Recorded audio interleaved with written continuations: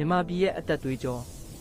ကီလိုမီတာနှစ်100ကျော်ရှည်လျားတဲ့အေယာဝတီမြစ်ကြီးတာတစ်နေ့မှာခန်းချောက်သွားခဲ့ရင်ဘာတွေဖြစ်လာမလဲဒါဟာရိုးရိုးမြစ်တစ်စင်းပျောက်ကွယ်တာထက်ပိုပါတယ်အရင်ဆုံး